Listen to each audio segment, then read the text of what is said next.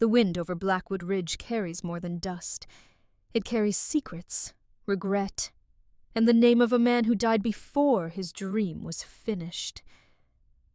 When Cassidy Miller returns to claim what was stolen, Sheriff Silas Thorne must decide whether to protect his reputation or finally face the truth that has haunted him for 4 long years. If you enjoyed this story, please like, comment, share it with someone who loves the Old West, and subscribe to join us for more unforgettable tales from the frontier. Lamp oil flickered, casting long, tired shadows across the floorboards of the Silver Creek jailhouse. It was 4:48 a.m. Silas Thorne sat at his desk, his fingers tracing the rough edge of a tintype photograph. It was a habit now, a ritual. He didn't look at the face in the picture. He didn't have to. He knew every line of Caleb Miller's jaw.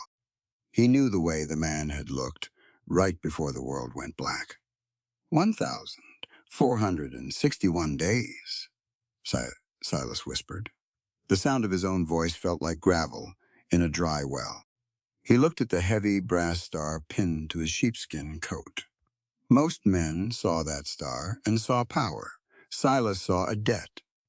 Jedediah Wright leaned against the doorframe, a tin cup of coffee steaming in his hand. He'd been watching Silas for 10 minutes. Jed was a man who moved like a slow river, quiet, but deep enough to drown in. "You're doing it again, Silas," Jed said. He walked over and set the coffee down. "Counting the cost of a debt, the law says, is already paid." Silas didn't look up. "The law handles the paperwork, Jed. It doesn't handle the soul. A man who hides the truth from himself is a man in chains, even if he's the one holding the keys to the jail." Jed pulled up a chair. He spoke with the slow, rhythmic cadence of the high country. "You think being a hermit on Blackwood Ridge is the same thing as being a good man. It ain't. Isolation isn't atonement." Silas finally met his eyes. "I stayed silent when I should have spoken 4 years ago. I let a lie sit on the record because I was afraid of the shame. That's the truth of it. And I've learned something in this silence. The greatest failure of justice isn't a wrong verdict. It's the silence of those who know the truth but are too proud to admit they failed." Jed nodded slowly. "That's a hard lesson to say out loud." "It's the only one worth keeping," Silas replied. "If I don't own my mistakes, they end up owning me, and I'm tired of being owned." He stood up, his joints popping like dry kindling. He grabbed his hat and walked toward the window. The sun was just a bruised purple line on the horizon. "She's coming today, isn't she?" Silas asked. "The widow?" Jed sighed. "The morning star line. She'll be here by noon." Silas looked back at the desk, at the photograph, at the life he had ended with a single, panicked pull of a trigger. "They called her the unwanted daughter back in the territories," Silas said, his voice dropping an octave. "Sold her off like a head of cattle to settle her father's gambling markers. It's a sickness in this world, Jed. People treating other people like property. We have to remember that human dignity is a birthright, not something you can buy with a stack of gold or trade for a piece of land." Jed stood up, adjusting his belt. "You going to tell her?" Silas opened the door. The cold mountain air hit him like a physical blow, sharp and honest.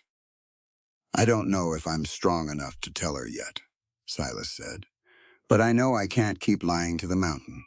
One way or another, the truth has to breathe." He stepped out onto the porch. The town of Silver Creek was waking up. The smell of coal smoke, the sound of a blacksmith's hammer, the rhythm of a world that didn't know it was built on a foundation of secrets. Silas Thorne watched the tracks, waiting for the train that would bring his past and his future into the same station. The whistle of the morning star line screamed across the valley. It was a lonely sound. It echoed off the granite faces of the mountains and died in the pines. Most people in Silver Creek saw a train and saw progress. They saw mail, dry goods, and news from the east. Silas Thorne saw a reckoning. He stood on the platform, his boots coated in the fine, red dust of the Colorado Territory. He watched the steam billow out from the engine. It was thick and white, hiding the faces of the passengers for a few seconds before the wind whipped it away. Then he saw her. Cassidy Miller stepped down onto the boards. She didn't look like a victim. She didn't look like someone who had been sold. She stood straight. She had a small, battered valise in her right hand and a look in her eyes that could cut glass. She was 31, but the sun and the secrets had carved a decade into the corners of her mouth. Silas walked toward her. His heart was a hammer against his ribs. "Ma'am," he said, touching the brim of his hat, "you'd be Mrs. Miller." She looked at him. She didn't smile. She didn't look away. "I am Cassidy. Whether I am Mrs. Miller or just a woman standing on wood remains to be seen, Sheriff." He reached for her bag. She didn't let go. "I can carry my own weight," she said. They walked toward the main street. The town was busy. People stared. A woman traveling alone was a curiosity. A woman with a widow's black ribbon was a story. They passed the general store, where a group of men sat on the porch. One of them spat a stream of tobacco juice and chuckled. Cassidy stopped. She turned her head and looked the man directly in his eyes. The chuckle died. "Something funny, mister?" she asked. The man shifted. "Just didn't know the Miller land was worth coming back for, lady." Silas moved to intervene, but Cassidy held up a hand. She looked at the man on the porch, then back at Silas. "Sheriff," she said, her voice carrying across the street, "why is it that men in this territory think a woman's presence is an invitation for commentary? A person's right to walk a public street without being appraised like a horse is a fundamental part of human liberty. We are not decorations for the scenery. We are citizens with our own business to attend to." The men on the porch looked at their boots. Silas felt a surge of something that wasn't quite guilt and wasn't quite pride. It was respect. "Let's get you to the land office," Silas said softly. As they walked, the silence between them grew heavy. Silas felt the weight of the photograph in his desk. He felt the weight of the bullet he'd fired 4 years ago. "I heard about your father, Cassidy," Silas said, "about how you came to be married." She stopped by a hitching post. She looked up at the peaks. "My father thought he was doing me a favor. He had a debt he couldn't pay. He saw me as a piece of currency. He called it providing for my future. But he was wrong. You cannot provide for a person's future by stealing their right to choose it. A life without consent is just a slow way of dying." Silas nodded. He felt the bars of his own prison tightening. Most folks out here don't see it that way. They see the law of the range. They see survival. "Survival is just breathing, Sheriff," she replied. "Living is something else. My husband, Caleb, he understood that eventually. He tried to give me back the choice he'd bought from my father. He was a good man, in the end. He died trying to fix a world that was broken by men like Sterling Vance." Silas felt the air leave his lungs. "You think Vance had a hand in it?" "I don't think, Sheriff. I know. I have my husband's letters. I have his ledgers. And I have the memory of the way he looked the last time I saw him. He was scared. Not of the dark. Of the truth." She looked at Silas then. Really looked at him. "You were here then, weren't you?" Silas didn't blink. "I was here." "Then you know," she said. "And if you know, you have a choice to make. Justice isn't a badge you wear. It's a decision you make every time you open your mouth.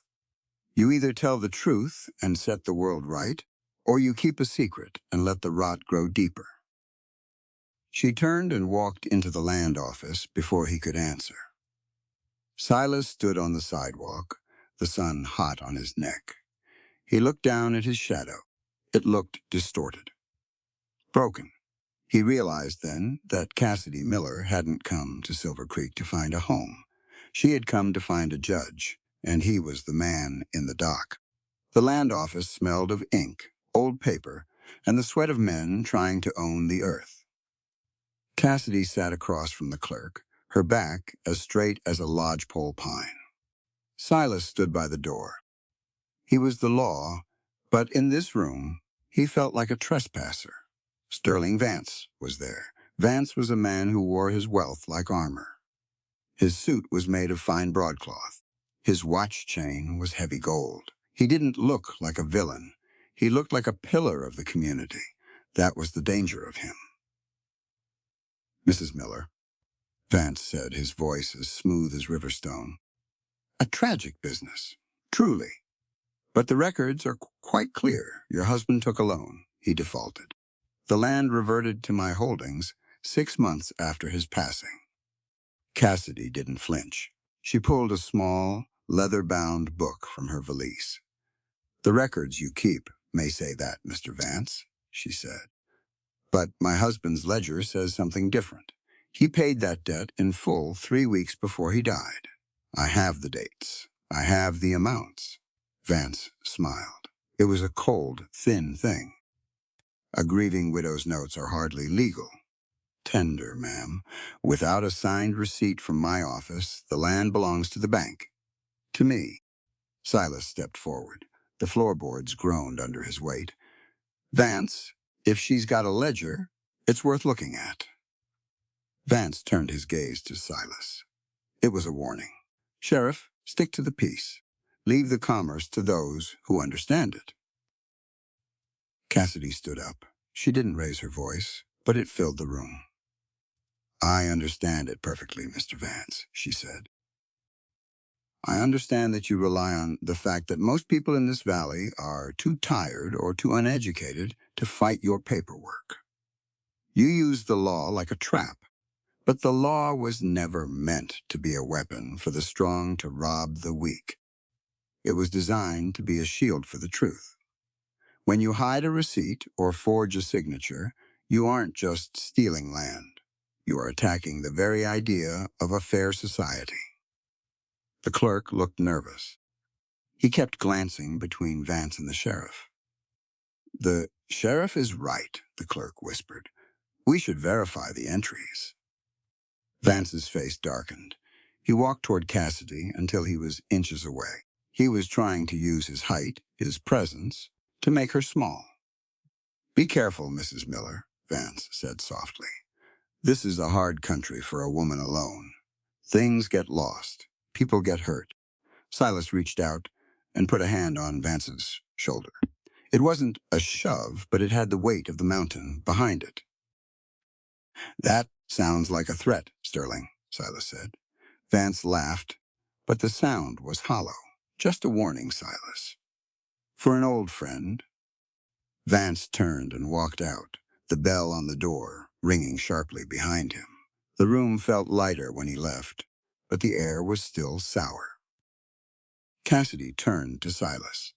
Her eyes were hard, but there was a flicker of something else in them. Maybe it was fatigue. Maybe it was the beginning of a question. Why did you help me? She asked. Silas looked at the wall. Because he was wrong, and because you were right. Is that all? Silas looked at her then. He saw the woman who had been sold. He saw the woman who had been widowed.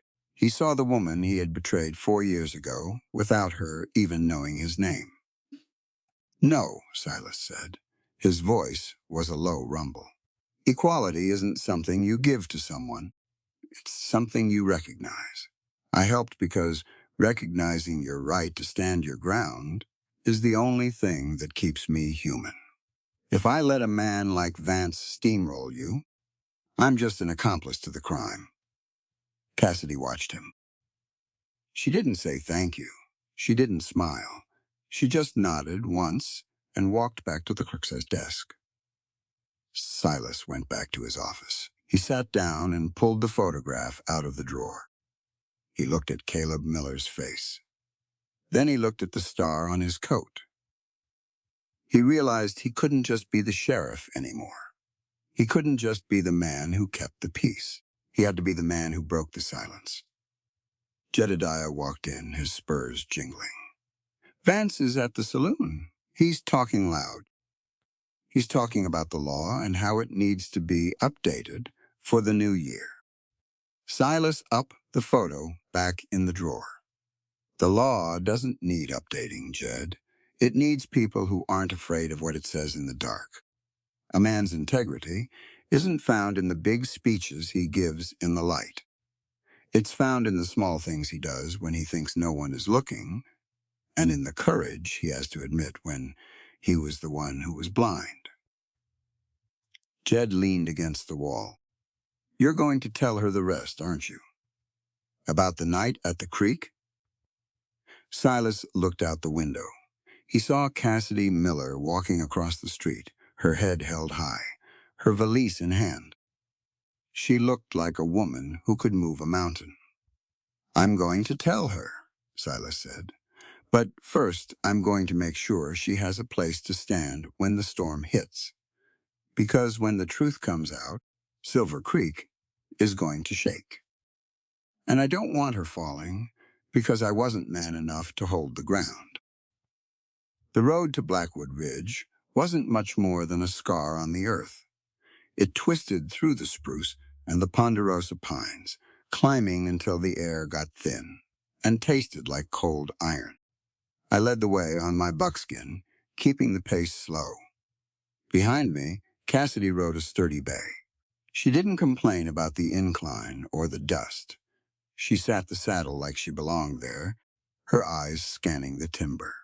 We hit the halfway point where the creek widens out over a bed of flat, gray stones. I pulled rein. The horses needed to blow, and the sun was high enough to start biting. I hopped down and walked over to her side. I didn't reach up to grab her waist like some knight in a dime novel. I just held the bridle steady and offered my forearm, a solid anchor if she needed it. She took it, her grip firm and brief, and stepped down. Thank you, Silas, she said. We stood by the water. It was quiet, save for the wind in the needles and the rhythmic sound of the horses drinking. You're a different kind of man than the ones I grew up with, she said, looking at the water. Back in Boston, and even in the territories, men think a woman is something to be managed. They think if they aren't leading her by the hand, she's lost. I looked at the peaks. I've spent a lot of time watching the mountain, Cassidy. The mountain doesn't care if a tree is a cedar or a pine. It just expects it to hold its own weight when the snow falls. I figured people ought to be the same. True respect between a man and a woman isn't about one person protecting the other from the world. It's about recognizing that both people have the same inherent right to stand on their own 2 feet and face the wind. She looked at me, her eyes soft for the first time since she'd stepped off that train. My father never saw it that way. To him, I was a liability until I became an asset he could trade. He thought he was being responsible by selling me to Caleb. He was wrong, I said. My voice was harder than I intended. Responsibility isn't about deciding someone else's fate to make your own life easier. It's about being accountable for your own choices and allowing others the dignity to make theirs. When he traded your future for his debt, he didn't just fail as a father. He failed as a human being. We climbed back into our saddles and kept moving. The higher we got, the more the trees opened up. Finally, we reached the boundary of the Miller claim. It was a beautiful piece of country, a high meadow tucked under the rimrock, with a cabin half built near a spring. The cabin was a skeleton. The walls were up, but the roof was only rafters. It looked lonely. It looked like a dream that had run out of time. Cassidy dismounted before I could even get to her. She walked toward the cabin, her boots crunching on the dry grass. She touched the logs, hand-hewn, notched with care. "He was building this for us," she whispered. "He told me in his letters that he wanted a place where the air was clean, a place where no one knew our history." I stood by the horses, watching her. The guilt in my chest felt like a hot coal. I knew who had notched those logs. I knew the man who had spent his evenings hauling stone for that fireplace. And I knew exactly how his heart had stopped beating. She turned back to me, her face pale in the high-altitude light. "Sheriff, you've been quiet since we crossed the creek. You look like a man carrying a heavy pack." I took a breath. I wanted to tell her then. I wanted to spill the truth right there on the grass her husband had bled on. But the words felt like they were stuck in my throat, tangled in the laws I'd lived by for too long. "I'm just thinking about the work," I lied. "It's a lot for one woman to finish." She stepped closer. "I'm not one woman, Silas. I'm a person with a purpose. And I've learned something in my 31 years. Labor isn't a gendered punishment. It's a form of prayer. When you build something with your own hands, you aren't just putting up walls. You are claiming your place in the world. Whether it's a man swinging the hammer or a woman, the value of the work remains the same because the human spirit behind it is equal." I nodded, feeling smaller than I ever had. "You're right. I'm sorry I looked at it sideways." "Don't be sorry," she said. "Just be honest. That's all I've ever wanted from this world. Honesty." We spent the afternoon looking over the property. I showed her where the spring came out of the rock, sweet, cold water that never failed, even in the August heat. We looked at the garden Caleb had started, now overgrown with weeds, but still showing the dark, rich soil he'd turned. As the shadows started to stretch long across the meadow, the mood shifted. The beauty of the place couldn't hide the tension anymore. Sterling Vance wasn't here, but his presence felt like a ghost in the trees. "He'll come for this place, Silas," she said, looking toward the trail we'd climbed. "Vance won't let a woman keep a meadow this fine, especially not one with water rights. He'll try," I said, "but he's got to get past the law. The law in Silver Creek is a fickle thing," she replied. "It's whatever the man with the loudest voice says it is." "Not while I'm holding the star," I said. I walked over to her, standing close enough to smell the lavender soap and the trail dust on her skin. "A community is only as strong as its commitment to protecting the vulnerable from the predatory. If the law only serves the man with the gold, then it isn't a law at all. It's just a gang with a better vocabulary.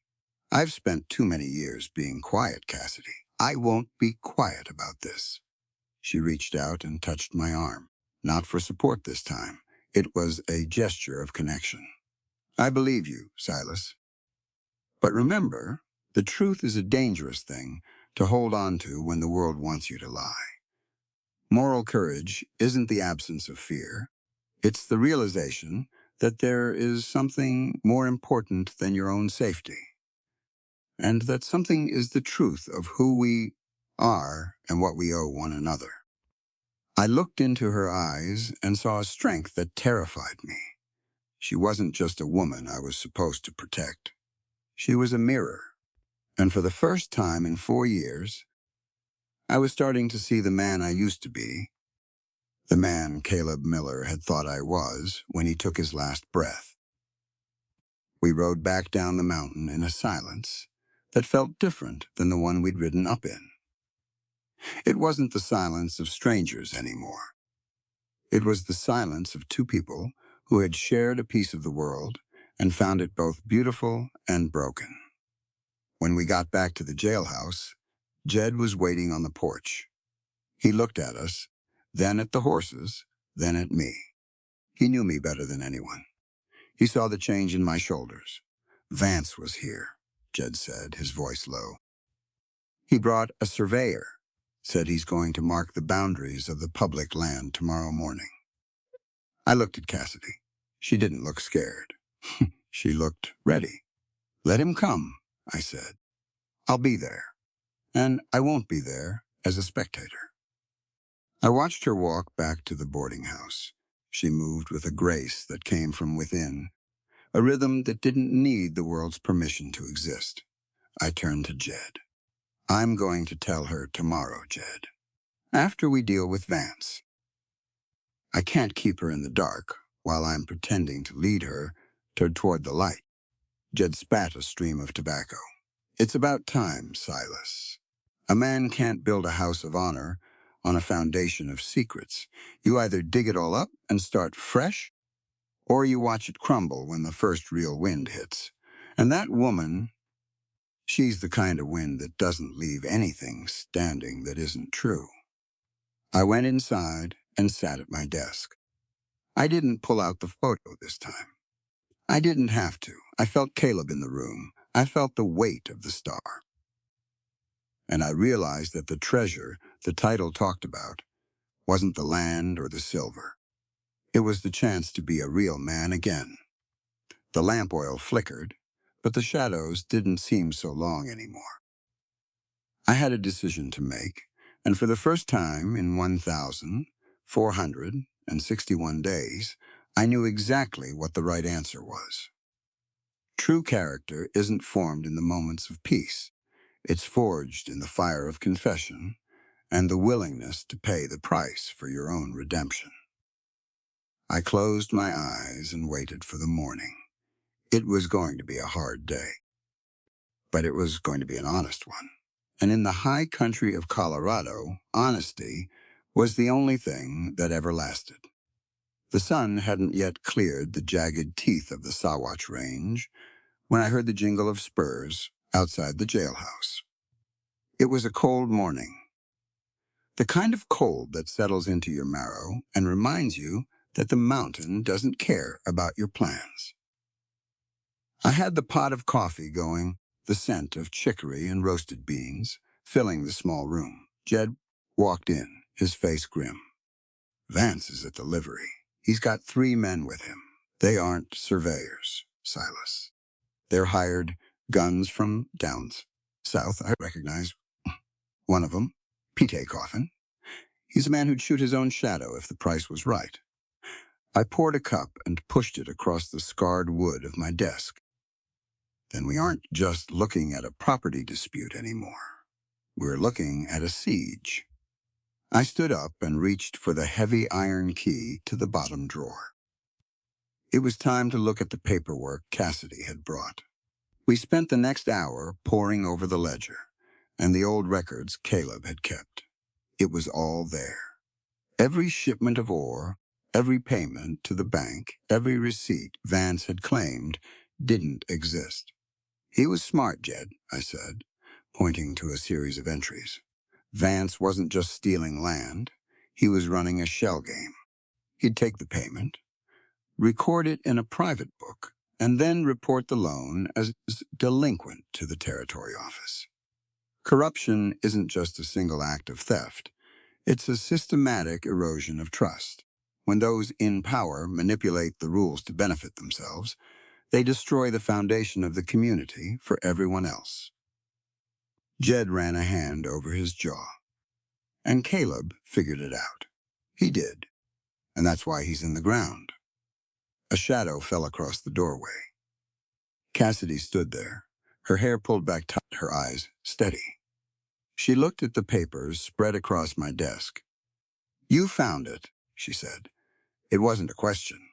I found enough to hang him in a court that isn't bought and paid for, I said. But Vance isn't planning on letting this get to a court. He's coming to the meadow this morning to claim what he says is his.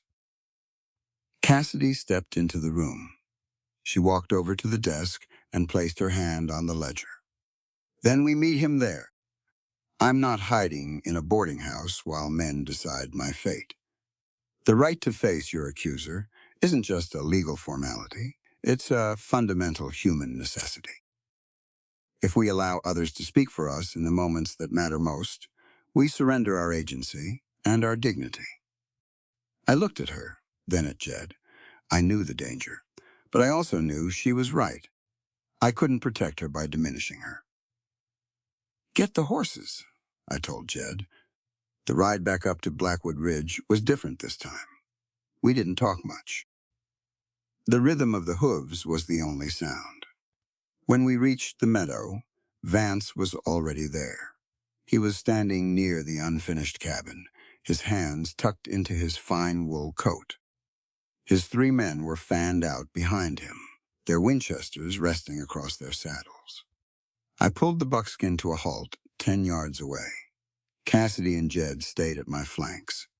"You're early." "Sterling," I said. Vance checked a gold pocket watch.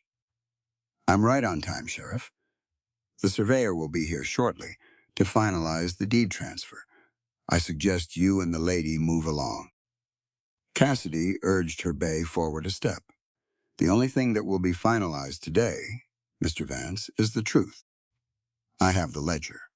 I have the receipts you thought were burned with my husband's belongings." Vance's eyes flickered to the leather book tucked into her saddlebag. For a second, just a second, the mask slipped. "Paper can be forged, Mrs. Miller. My word holds weight in this territory. Yours is just the wind."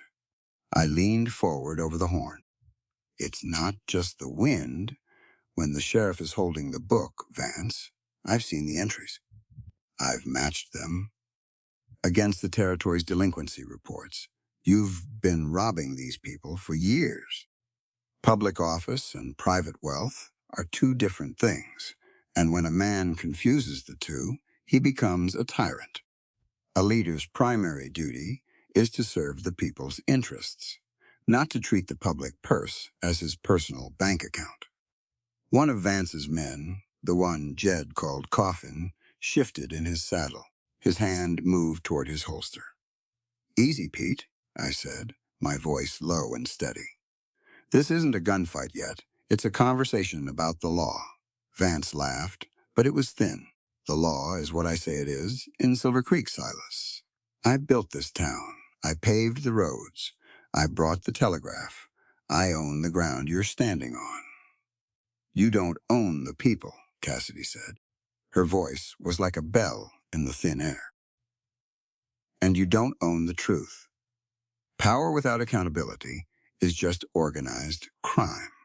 You think your contributions to the town give you a license to steal from the individuals who live in it, but a man's worth isn't measured by what he builds for the public. It's measured by how he treats the person who has nothing to give him in return." Vance looked at his men. He was calculating.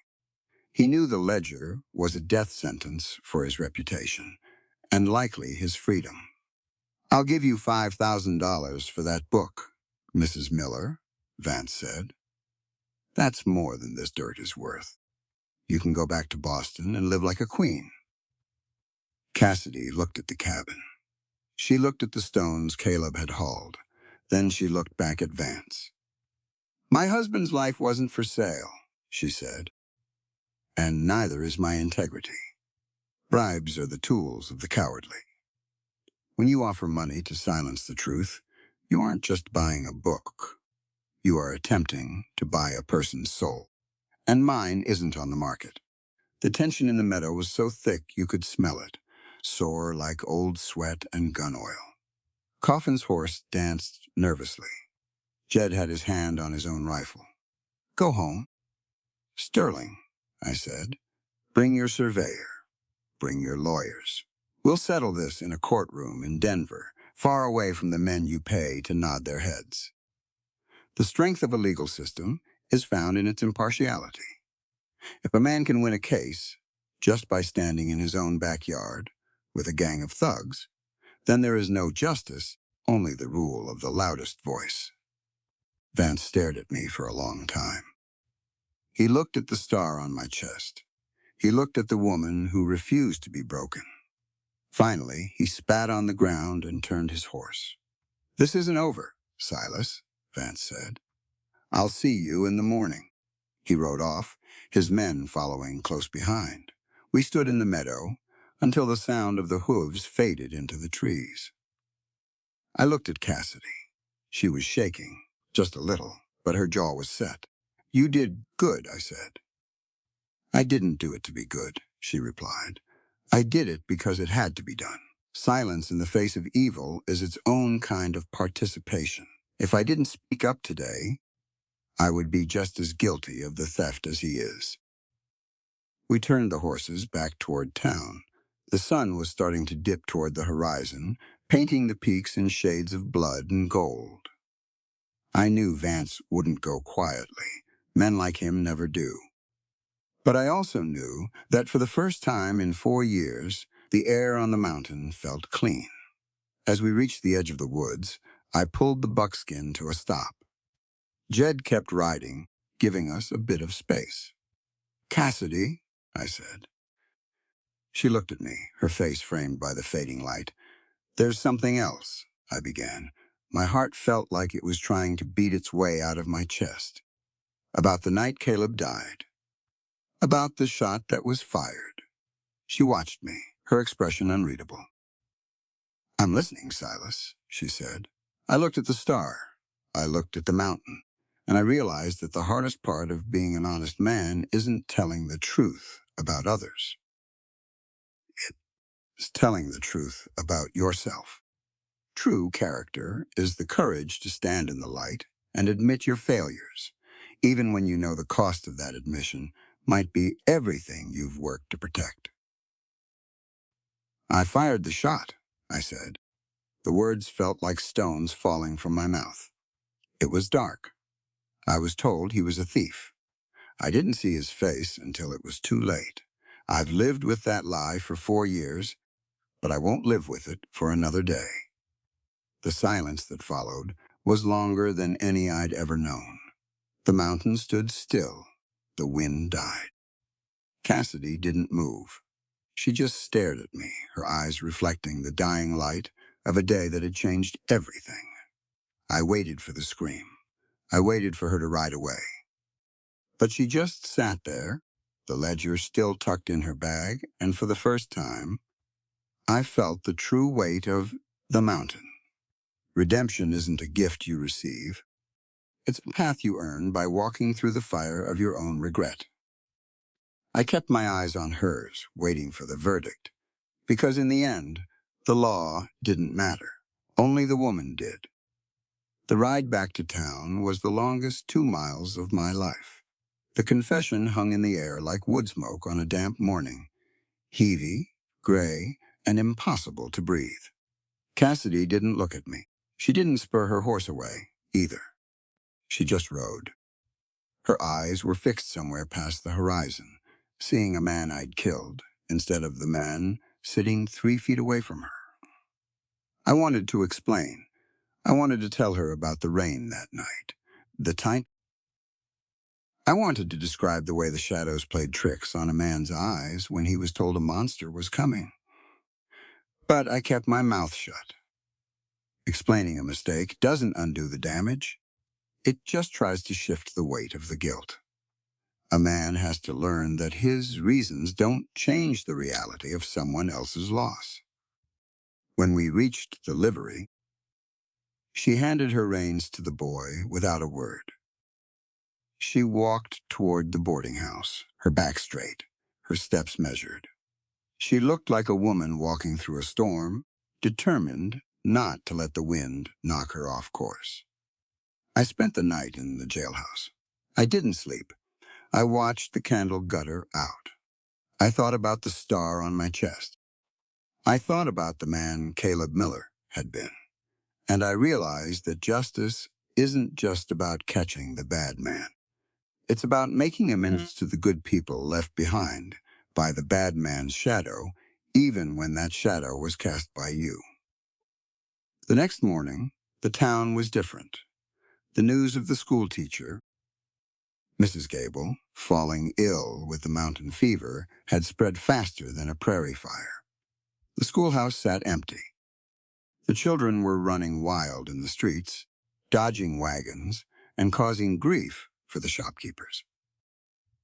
I saw Cassidy standing in the middle of the street around 10 o'clock. She wasn't looking for me. She was looking at the children. She saw a boy, little Arthur Briggs, trying to throw a rock at a stray dog. She didn't yell. She just walked over, caught his arm gently, and spoke to him. 10 minutes later, she was walking toward the jailhouse. I stood on the porch, my coffee cold in my hand. "Sheriff," she said. Her voice was flat, professional. The warmth we'd found on the mountain was buried under a layer of frost. "Cassidy." "The children need a teacher," she said. "The town council says they can't afford to hire a temporary replacement from Denver. I'm going to open the schoolhouse." I nodded. "You were a teacher back east." "I remember you saying she said, "until I was married." Back then, they told me a woman's mind was only useful until she had a kitchen to manage, but they were wrong. Education isn't a hobby for the idle. It is the only true defense a person has against being exploited. If you don't know your rights, you don't have them. I opened the door for her. "I'll walk you over. Make sure the stove is fueled." We walked in silence. The schoolhouse was a one-room building at the edge of the pines. It smelled of chalk dust, cedar shavings, and the lingering scent of damp wool. Within the hour, 30 children were crammed into the benches. They were loud, rowdy, and skeptical. I stayed in the back, leaning against the doorframe. I wanted to see her. I wanted to see the woman who had been unwanted by her father, sold to a husband, and betrayed by a sheriff. She walked to the front of the room. She didn't use a bell. She just stood there until the room went quiet. It took a while. But eventually, the curiosity of 30 pairs of eyes won out over the noise. "My name is Mrs. Miller," she said. Her voice was clear, rhythmic. "We aren't going to spend the day reciting the alphabet. We are going to talk about the world." She picked up a piece of chalk and wrote one word on the board: dignity. "Arthur," she said, pointing to the boy from the street. "What does it mean to own something?" "Means it's mine," the boy chirped. "Like my dog, or my pop horse." Cassidy shook her head. "A horse can be sold. A house can be burned. But this word, dignity, is something that cannot be taken unless you give it away. You must understand that a human being is not property. We are not cattle to be branded or land to be surveyed.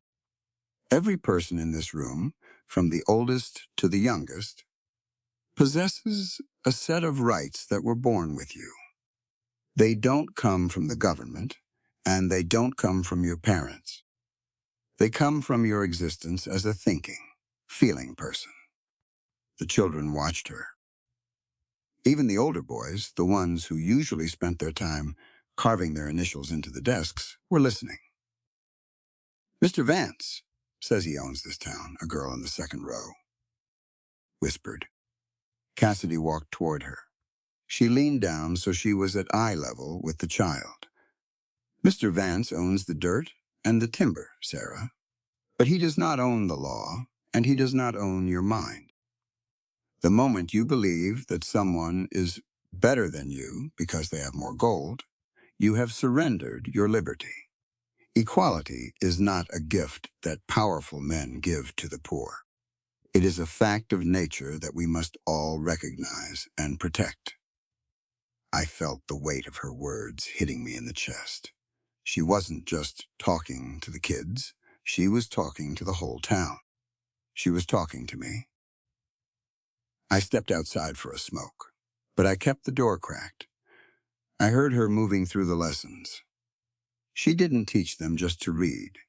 She taught them to think. She told them about the history of the country, about the ideas of freedom, and how easily they could be lost if people got lazy or scared.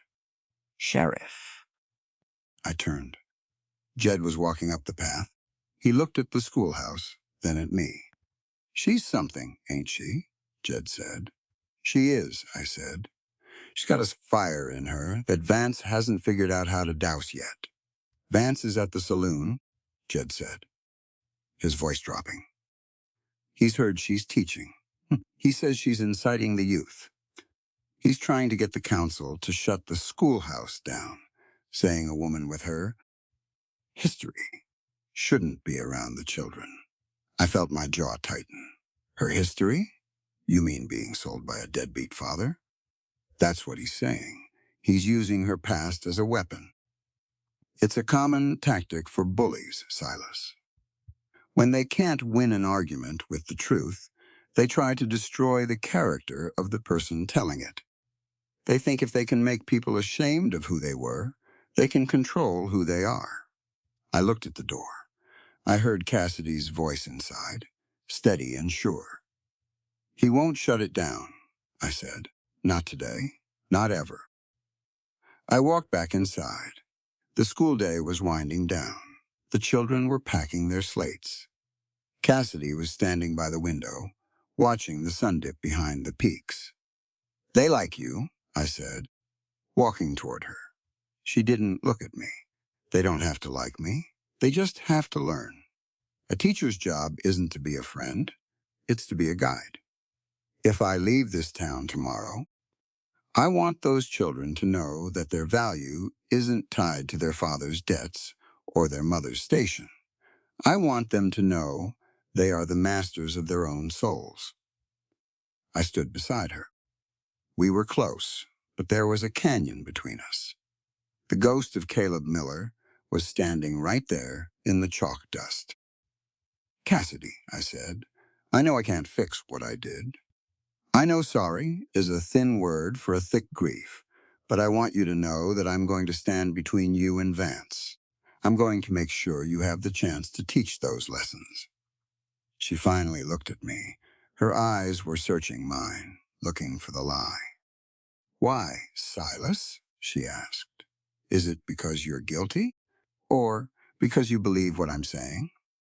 I looked at the word on the board. Diaginity. Both, I said. I've learned that a man's redemption doesn't come from hiding his sins. It comes from working to ensure those sins don't happen again. I'm guilty as sin, Cassidy. But I also know that if I don't protect the truth you're telling, then I'm just a man with a badge and no heart. And I'm tired of being that man. She watched me for a long time. The room was empty now, the silence of the schoolhouse, feeling peaceful and heavy at the same time. The truth is a heavy burden, Silas, she said softly. But it's the only thing that doesn't rot. You told me the truth about Caleb. That was a choice. It was a choice to be honest, even when it cost you my respect. That is the beginning of dignity, the willingness to be known for exactly who you are, failures and all. She walked to the board and picked up the eraser. She didn't erase the word. She just cleaned around it. Go home, Sheriff, she said. Vance will be coming. I can feel him in the air. He's like a predator that smells a change in the wind. I'll be ready, I said. As I walked back to the jailhouse, I thought about the children. I thought about Arthur Briggs and Sarah. I thought about the way they'd looked at Cassidy. They saw a teacher. They saw a woman with a mind like a map. I realized then that the treasure wasn't just the land on Blackwood Ridge. It was the knowledge that a person's past, no matter how unwanted or sold they were, didn't have to be their future. We are the authors of our own stories, and the ink we use is the truth we choose to tell and the courage we have to live it. Silver Creek was quiet that night, but it was the quiet of a fuse burning down. Vance was coming, the town was watching, and I was standing in the middle, finally knowing what it meant to be a man of the mountain. I sat on the porch of the jailhouse and watched the stars. They were bright and cold, They didn't care about our ledgers or our lies. They just shone. And for the first time in 4 years, I felt like I could look up at them without wanting to turn away. Peace isn't the absence of conflict. It's the presence of integrity. And as long as I stood for the truth, I was finally at peace with the man in the mirror. The morning was gray. Not the soft gray of a coming rain, but the hard, metallic gray of a winter that refused to leave. Silver Creek felt tight. It felt like a drumhead stretched too thin. I stood on the porch of the jailhouse, watching the smoke from the chimneys rise straight up. No wind, just a heavy, cold stillness. I saw Cassidy walking toward the county records office. It was a small brick lean-to attached to the back of the courthouse. It was where the town kept its ghosts. Land deeds, tax rolls, incident reports. She didn't look my way. She didn't even tilt her head. She just walked, her steps clipping against the frozen mud. I knew what she was looking for. I'd seen the look in her eyes at the schoolhouse. It was the look of a woman who had realized that sorry was just a word, but paper was a fact. "She's digging, Silas," Jed said, stepping out onto the porch behind me. He was nursing a tin cup of coffee, and when a woman like that digs, she don't stop until she hits bedrock. "Let her dig," I said. My voice felt like it was coming from the bottom of a well. Bedrock is the only thing left to stand on. Vance was in there. Early, Jed added, his voice dropping. Saw him coming out with a smirk. "He's left a trap, Silas. I can feel it in my bones. We have to remember that information is a weapon, and like any gun, it can be aimed to hit the truth or aimed to hit the man. If you only see the bullet, you never see the hand that pulled the trigger." I didn't answer. I just watched the door to the records office.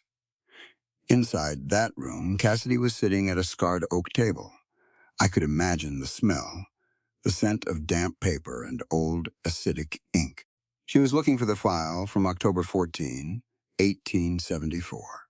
She was looking for the night Caleb Miller stopped being a man and started being a memory. An hour passed. Then 2. Finally, the door opened.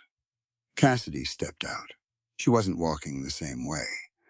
Her shoulders were set and her chin was tucked. She was clutching a brown envelope to her chest. She looked toward the jailhouse. Our eyes met across the street. The distance was 50 yards, but it felt like 500 miles of desert. She started walking. Every step was a drumbeat. She climbed the steps to the porch and stood in front of me. She didn't say a word. She just reached into the envelope and pulled out a single sheet of paper. She slapped it against my chest. I took it. I didn't have to read it to know what it was. It was the official report I'd filed 4 years ago. Officer C. Hartley, confirmed shooter. But something was wrong. I looked closer. The second page, the page where I described the misinformation Vance had fed me, the page where I detailed the lack of a weapon on Caleb's person.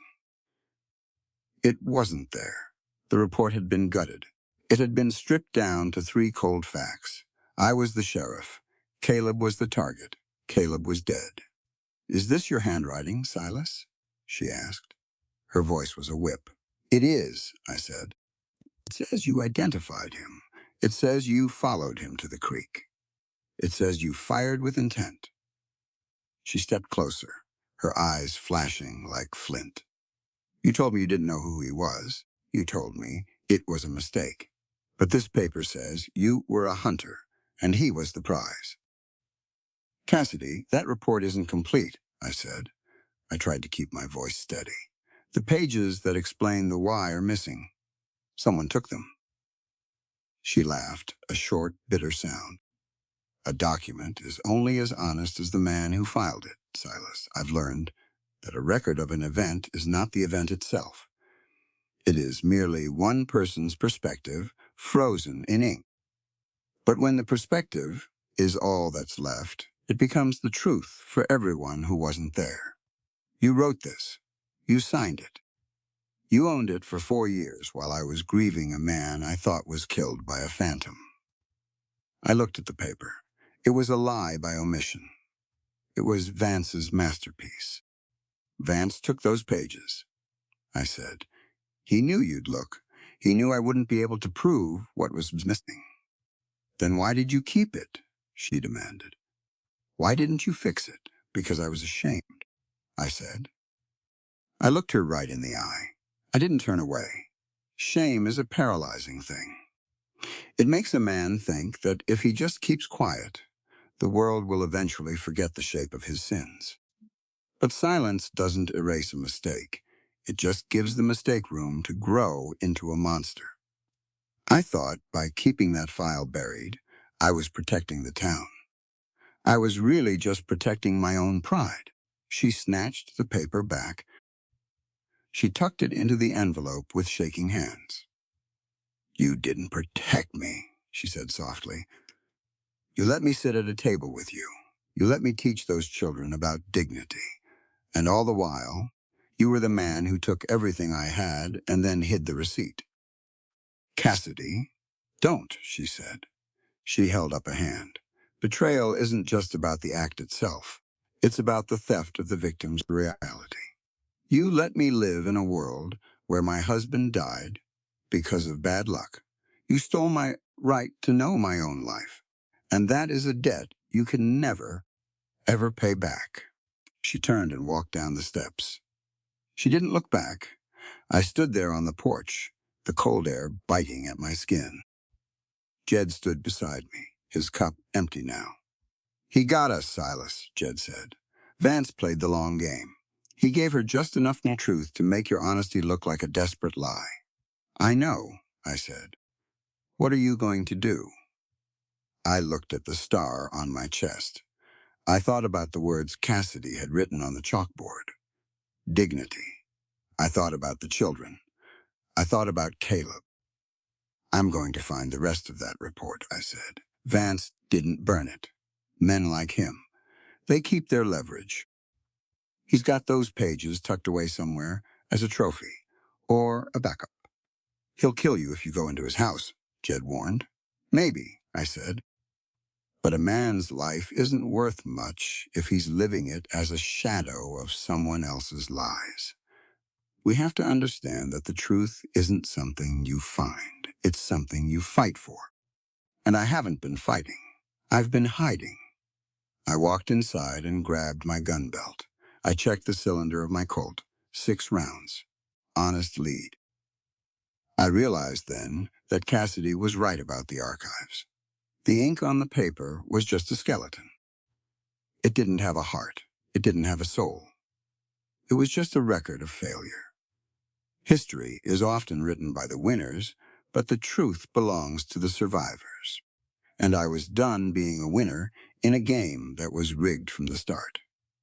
I walked back out onto the porch. The town was still quiet, but the gray was breaking. A sliver of sun was cutting through the clouds over Blackwood Ridge. It was sharp. It was cold. It was unforgiving. Jed, I said, if I don't come back from Vance's place, you tell her. You tell her I wasn't trying to fix the past. I was trying to give her the future she deserved. Jed nodded slowly. Honesty is a high-stakes gamble, Silas. Sometimes you lose the hand, but you keep your soul. Go on. Do what needs doing. I stepped off the porch and into the mud. I headed toward the big house at the end of the street. The house Vance had built with the money he'd stolen from men like Caleb. I wasn't the sheriff anymore. I wasn't the mountain man. I was just a man who had realized that redemption isn't a destination you reach. It's a price you pay. And I was finally ready to settle the bill. As I walked, I thought about the schoolhouse. I thought about the kids. I hoped they were learning their lessons. I hoped they were learning that a man is defined by his actions when the sun is down and the ink is dry. The weight of the gun on my hip felt right.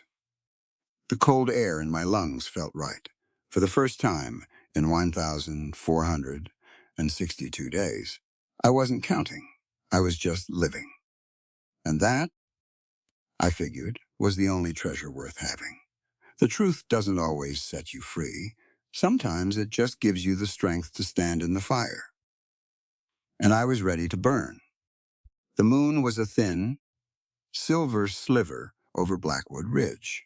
It didn't offer much light, just enough to see the frost forming on the porch rails. I stood in front of the boarding house door. My hand was raised to knock, but I paused. My heart was thumping like a trapped bird in a chimney. I knew that once I opened my mouth, I couldn't close the door on the past again. The gutted report in the records office was a lie, but it was a lie that protected my name. To tell the whole truth was to strip myself naked in front of the woman I'd wronged. I knocked. 3 short raps. They sounded like gunshots in the quiet of the night. The door opened. Cassidy stood there. She was wearing a heavy shawl over her nightgown. Her hair was down, falling over her shoulders in dark waves. She looked tired. She looked like she'd spent the last 6 hours crying, though her eyes were dry now. "Go away, Silas," she said. Her voice was thin. "I didn't come to ask for your forgiveness, Cassidy," I said. I kept my voice low. "I didn't come to explain away the paper you found. I came to give you the rest of the story, the parts that aren't written down." She stared at me. She wanted to close the door. I could see it in the way her hand gripped the frame, but she didn't. "Why?" she asked. "Because you deserve to own your own history," I said. "A person's life is built on what they know to be true. When you keep a secret from someone, you aren't just protecting yourself. You are stealing their reality. You are making them live in a house built on sand. And I'm done being a thief." She stepped back. She didn't invite me in with words, but she left the door open. I walked into the small parlor. A single candle was burning on the side table. I sat down in a wooden chair. I didn't take off my hat. I didn't want to get comfortable. "It was raining that night," I began. I looked at the candle flame, not at her. "October 14th. The wind was howling down from the pass. Vance had come to me an hour before. He told me a man had robbed the stage. He said the thief was armed and desperate. He said the man was heading for the creek." I paused. I could still smell the wet pine needles. I could still hear the rush of the water. I saw a figure by the bank. He was running. I called out for him to stop. He didn't. He slipped on the mud. I saw something in his hand. I thought it was a pistol. In the dark, in the rain, I didn't wait. I fired. Cassidy was standing by the window. She was perfectly still. "I ran to him," I continued. My voice was a whisper now. "I got there just as the moon broke through the clouds. It wasn't a pistol. It was a tin of tobacco, and it wasn't a thief. It was Caleb." I heard her breath hitch. "He looked up at me," I said. He wasn't angry. He just looked surprised, like he couldn't figure out why the world had suddenly turned so cold. He reached out and grabbed my sleeve. He tried to speak. He struggled for a long time, gasping for air. "Did he say anything?" Cassidy asked. She turned around. Her face was a mask of grief. "He said your name," I said. I looked her right in the eyes. I didn't blink. He said Cassidy. That was it. The only thing he cared about in those last seconds was the woman he was building that cabin for. He didn't curse me. He didn't mention the land. He just spoke to you. Cassidy sat down on the settee. She put her face in her hands. She didn't sob. She just shook. "I went to Vance that night," I said. "I told him what happened. I was ready to turn in my star. But Vance, he talked me out of it. He told me the town needed a sheriff, not a scandal. He told me he'd handle the report. He told me he'd make sure Caleb's death was recorded as a tragic accident involving an unknown assailant. I let him do it because I was a coward. I was afraid of the look people would give me. I leaned forward, resting my elbows on my knees. I've spent 4 years trying to pay back a debt I can't calculate, I said. I've learned that a man's character isn't built on his successes. It's built on how he carries his failures.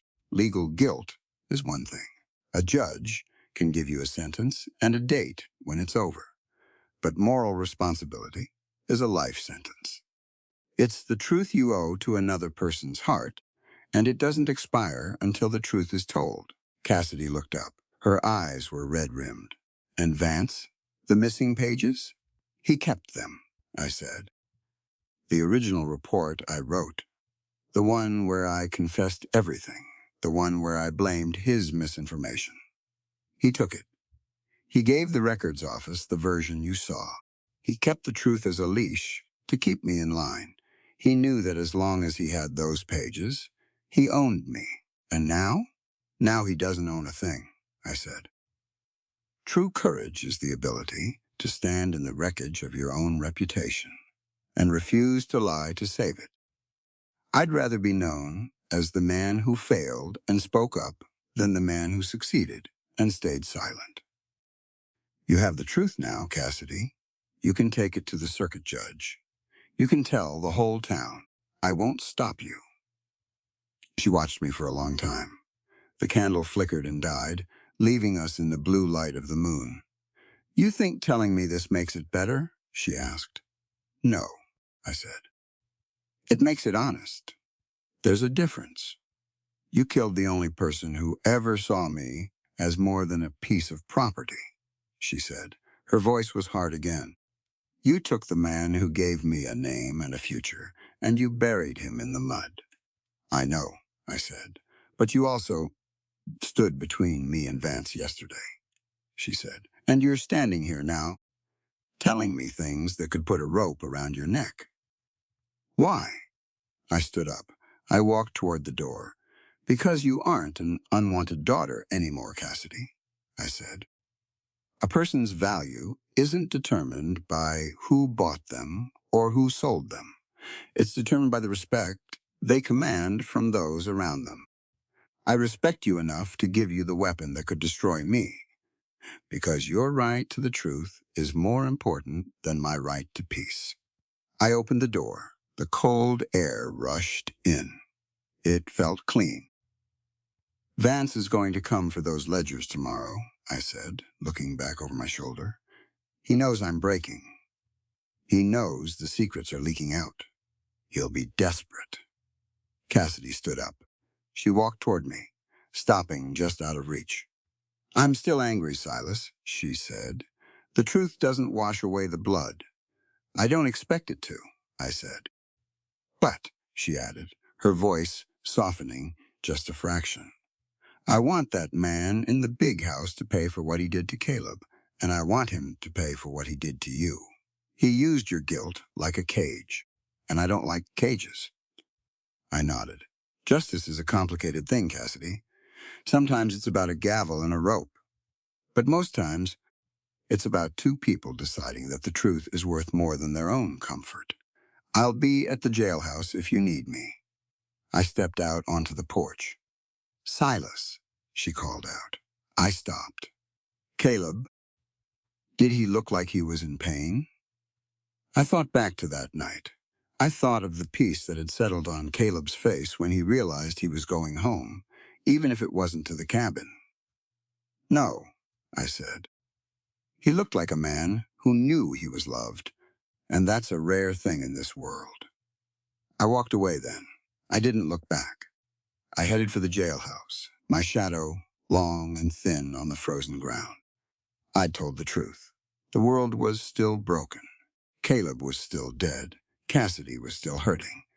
But the silence was gone. And in the high country of Colorado, the silence is the thing that kills you. I sat on the porch of the jailhouse and watched the sun start to gray the eastern sky. I felt like a man who had finally put down a heavy pack at the end of a long trail. My shoulders were light. My mind was clear. We have to understand that the truth isn't a destination. It's the air we breathe. Without it, we are just ghosts wandering in the dark. And I was tired of being a ghost. I checked my pistol. I checked my badge. I waited for the morning. I waited for Sterling Vance. And for the first time in 1,463 days, I wasn't afraid of what the light would show. I was Silas Thorne. I was a man who had killed and a man who had lied, but I was also a man who had stood up. And in the end, that's all any of us can hope to be. Character is not the absence of sin. It is the presence of the will to make it right. And as the sun began to climb over the peaks, I knew that the real work was just beginning. The morning air didn't care about our sins. It was crisp. It was clean. It moved through the pines with a sound like a long, slow exhale. I rode the buckskin up the trail to Blackwood Ridge, my hand resting near the holster. Cassidy was beside me. She didn't look at me, but she didn't look away either. We were two people bound by a dead man's dream and a living man's mistake. We reached the meadow where the cabin skeleton stood. It looked different in the morning light. It didn't look like a ruin. It looked like a witness. "He told me once," Cassidy said, her voice cutting through the quiet. "He said that if a man builds a house, he has to hide the heart of it in the foundation. He was talking about the wood and the stone, but I think he meant something else." I climbed down from the saddle. My knees popped. "He meant the truth, Cassidy. A building is just a pile of timber until you put a purpose inside it. And a man's life is the same way. We have to understand that our legacy isn't the things we leave behind. It's the honesty we stood for while we were here." She walked toward the cabin. She didn't hesitate. She went straight to the northeast corner, where the floorboards had been laid, but the walls were still open to the sky. She knelt. Her fingers traced the grain of the wood. "He used to hide letters in the floorboards back in Boston," she whispered. "When my father forbade him from writing to me," he said. "The wood would keep the secrets warm until I could find them." She pulled a small pry bar from her bag. With a sharp crack, the board came loose. Underneath, tucked into a notch in the sleeper joist, was a tin box. It was wrapped in oilcloth to keep out the mountain damp. She handed it to me. Her hands were shaking. "You open it, Silas. You're the one who needs to see what's inside." I unwrapped the cloth. The tin was heavy. I opened the lid, and the smell of old paper and tobacco hit me. Inside were the original contracts, the real ones, the ones that showed exactly how much Caleb had paid and exactly how Vance had shifted the numbers. But there was more. There was a letter. I started to read it out loud. Caleb's voice came off the page, rhythmic and steady. "Cassidy, if you're reading this, it means the mountain took me or the men I'm fighting did. Don't weep for the cabin. Weep for the truth if it stays buried. I found the proof that Vance is robbing the valley. I'm taking it to the sheriff tonight. I think Silas Thorne is a good man. I think he'll do right by us." I stopped. My voice failed me. "He trusted you," Cassidy said. She wasn't angry. She was just stating a fact. "Trust is the most expensive thing a man can own, Silas. It's a foundation you build for someone else to stand on. Caleb gave you his trust before you ever earned it. That didn't make him a fool. It made him a hero, because a hero is just someone who believes in the goodness of others, even when the world is dark." I looked at the letter. I looked at the star on my chest. I failed him. "You did," she said. "But you're standing here now, and the dirt is finally giving up its secrets." We heard the horses then, a lot of them. I stood up, tucking the tin box into my coat. I stepped out of the cabin skeleton and onto the grass. Sterling Vance was riding into the meadow. He had 5 men with him this time. Coffin was there, his rifle resting across his saddle. Vance looked like he'd aged 10 years overnight. His eyes were bloodshot. His fine wool coat was dusted with trail grit. "I'll take that box, Silas," Vance said. He didn't bother with the pleasantries. "I don't think so, Sterling," I said. "This box belongs to the widow, and the contents belong to the circuit judge." Vance pulled his horse to a halt. His men fanned out. It was a classic pincer move. "You're a dead man, Silas," Vance said. "You think the town will care about a ledger once you're buried? They'll believe whatever I tell them. I'm the one who pays the bills." Cassidy stepped out of the cabin. She stood right beside me. She didn't have a gun. She just had the truth. "You can't buy what isn't for sale, Mr. Vance," she said. "You have to understand the difference between price and value. You know the price of every acre in this valley, but you don't understand the value of a single human life. You think money gives you the right to own people's futures, but a person's soul is the only property that can never be surveyed or traded." Vance sneered. A pretty speech from an unwanted girl. "Coffin, take the box." Coffin started to move. I shifted my weight, my hand hovering over the colt. "Stop right there, Pete," I said. "You're a hired hand. You aren't paid enough to die for a man who's already lost." "I ain't lost," Vance barked. "I'm the law here."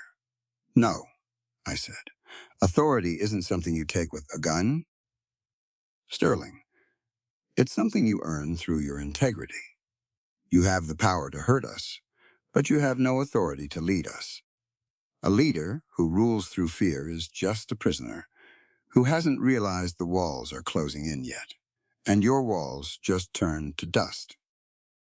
I heard a whistle from the trees behind us. Jed and 3 deputies stepped out from the timber. They had their Winchesters leveled. "Morning, Sterling," Jed said. He sounded bored, but his eyes were sharp. "We followed your tracks. Figured you might need some help with the surveying." Vance looked around. He saw the rifles. He saw the box in my hand. He saw the woman who refused to flinch. The fire went out of him. He didn't look like a titan of industry anymore. He just looked like a small man in a big coat. "Drop the guns," I said. One by one, the hired men let their rifles fall into the grass. Coffin was the last. He looked at me, shrugged, and let his Winchester slide. "Vance, get down," I said. He dismounted. His legs were shaky. I walked over to him and took the star off my own chest. I didn't throw it. I placed it in his hand. "You wanted to own the law, Sterling," I said. "But the law isn't a badge or a building. It's a promise we make to one another to be fair. I'm giving you this piece of tin because it doesn't mean anything without the truth behind it. And the truth is you're under arrest for the murder of Caleb Miller and the theft of this valley's future." Jed moved in and cuffed him. Vance didn't fight. He just stared at the ground. I turned back to Cassidy. She was standing by the spring, looking up at the peaks. The sun was fully up now. It turned the meadow into a sea of gold. "It's over," I said. "No," she said. "The fighting is over. The living is just starting. We have to realize that justice isn't the end of a story. It's the beginning of a new one. It gives us the space to breathe without looking over our shoulders. But the breathing is up to us." I walked over to her. I took the tin box out of my coat and handed it back. "This is yours," I said. "The land, the proof, the memory." She took it. She looked at the cabin. "Caleb wasn't just a man who died, Silas. He was a man who lived. He lived for this place. He lived for me. And he lived for the idea that a man could be better than his past." "He was right," I said. "He was the better man." "He was," she agreed. "But being a better man isn't a destination you reach and stay at. It's a choice you have to make every single morning when you put your boots on." You made that choice today, Silas. You chose to be a man of the mountain instead of a man of the secret, and that is the only treasure that ever really matters. We watched Jed lead the prisoners away. The meadow was quiet again. The wind moved through the grass. The water bubbled in the spring. I looked at Cassidy. I didn't see the unwanted daughter. I didn't see the widow. I saw a woman who had taught me more about being a man than 30 years of wearing a badge ever had. "What now?" I asked. "Now," she said, looking at the unfinished walls. "We finished the roof. Because a dream that stays half-built is just a reminder of what we lost. But a dream that gets finished is a testament to what we can become if we have the courage to keep building, even when the wind blows cold." I picked up a hammer that was laying near the stone hearth. I looked at her. "I'm not much of a carpenter," I said. She smiled. It was a real smile. It was the greatest treasure I'd ever seen. "I'll teach you," she said. "I'm a teacher, remember?" We went to work. The rhythm of the hammer on the wood was the only sound in the meadow. It was a good sound. It was an honest sound. It was the sound of a world finally coming right. True wealth isn't the silver in the ground or the cattle on the range. It's the peace of mind that comes from knowing. You stood for the truth when it mattered most.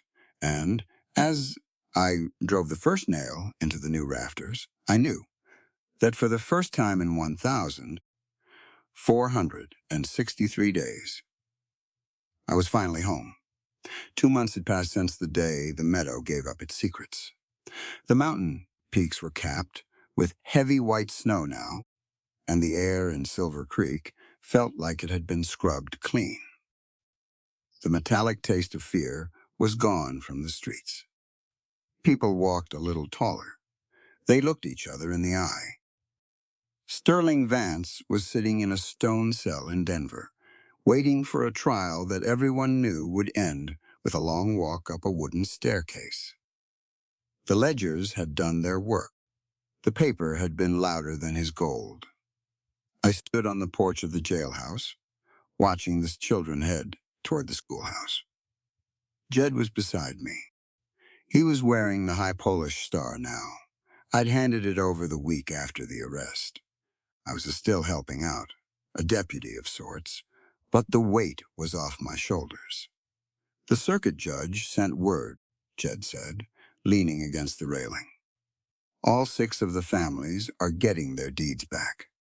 Vance's holdings are being liquidated to pay back every cent he stole." I nodded, feeling a warmth that had nothing to do with the morning sun.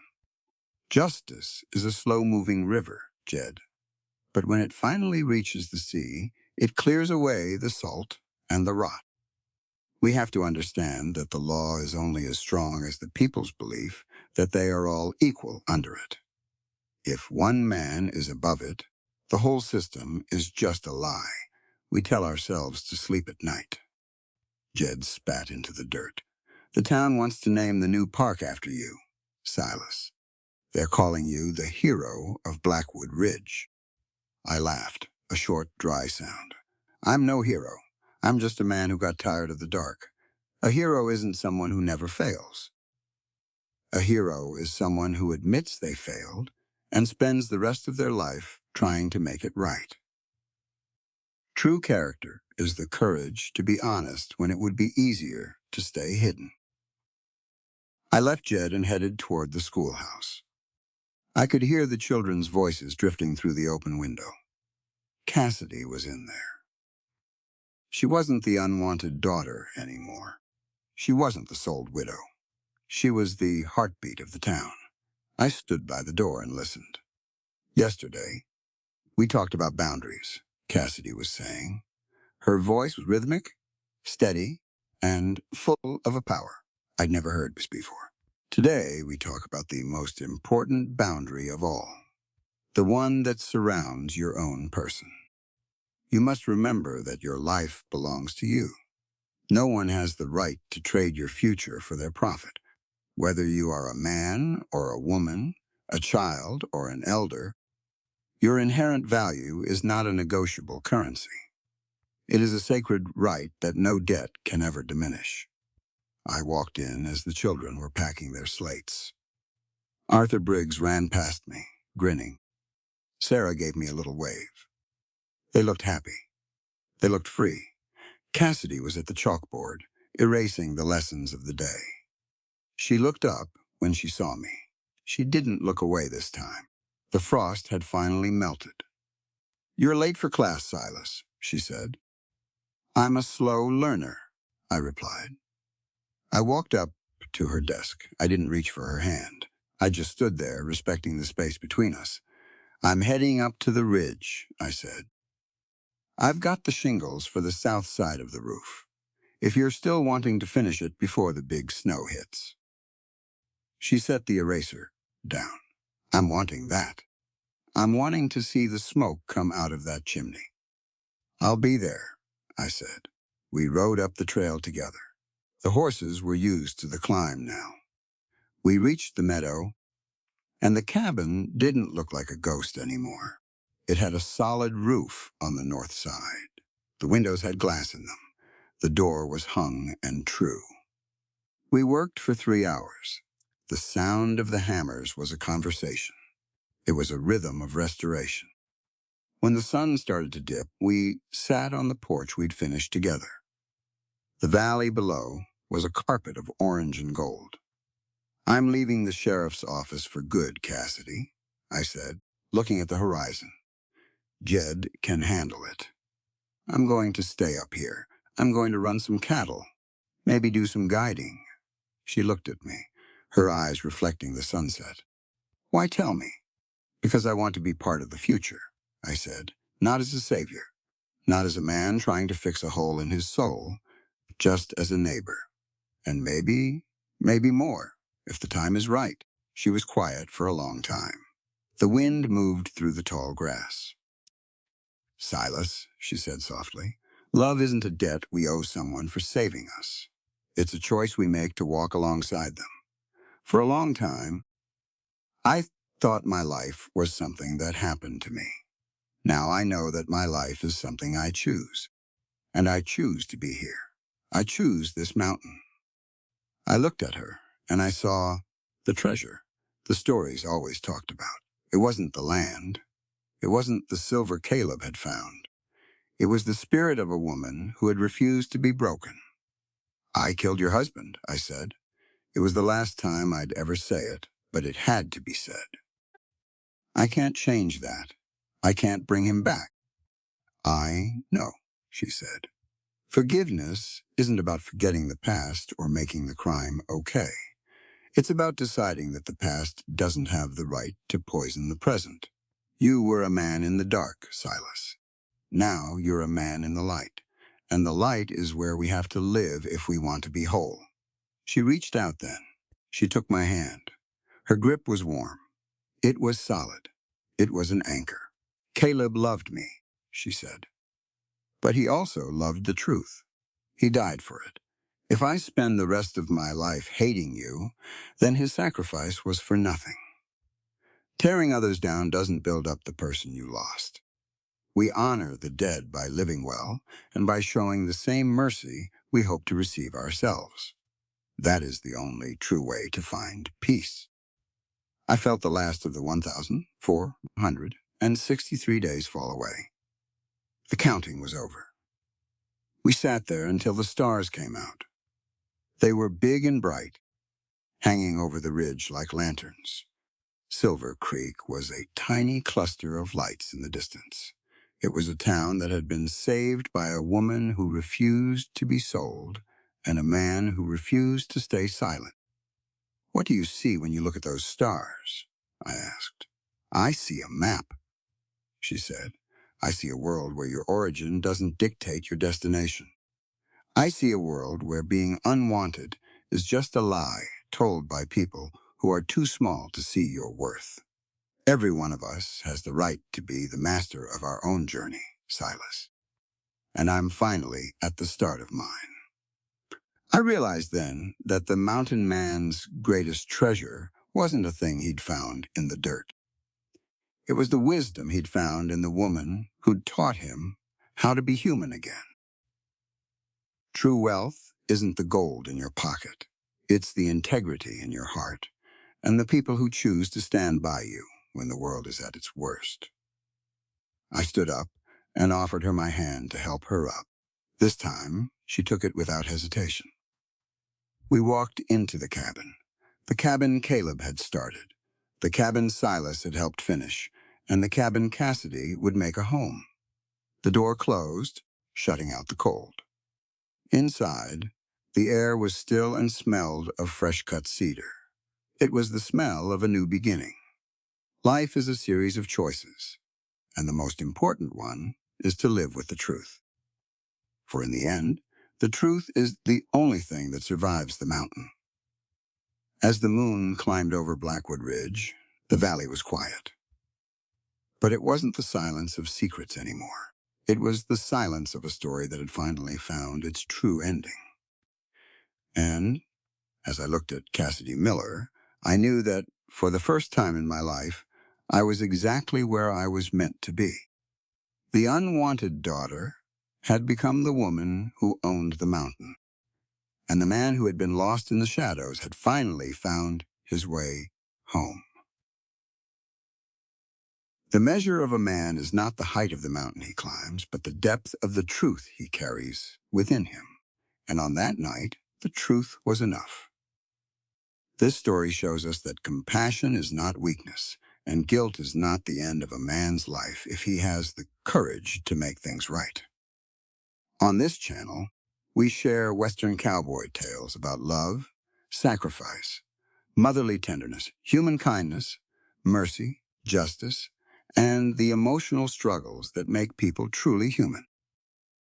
If this story gave you something to think about, please support the channel with a like. Write your thoughts in the comments, share the story, and subscribe for more meaningful Western journeys. The narrative presented here is fictional and created for artistic expression. Names, characters, and incidents are either invented or used in a fictitious manner.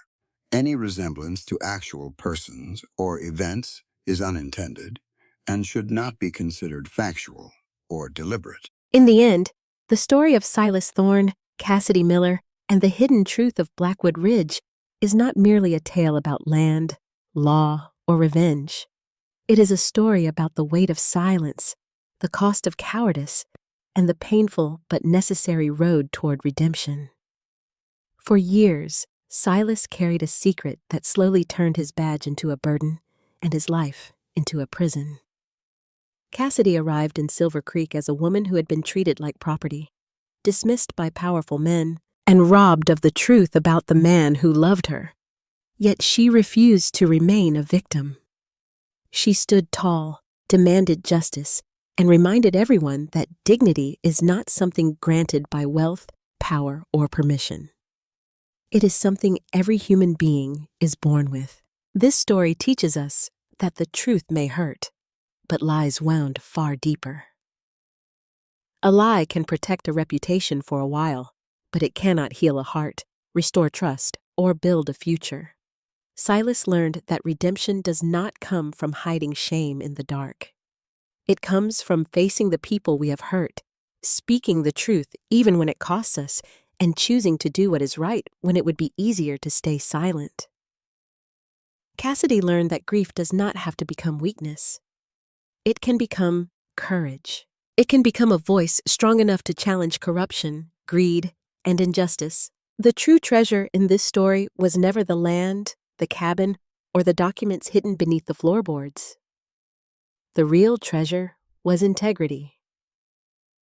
It was the courage to protect the weak, the strength to honor the dead, and the wisdom to understand that a life rebuilt on truth is stronger than any house built on fear.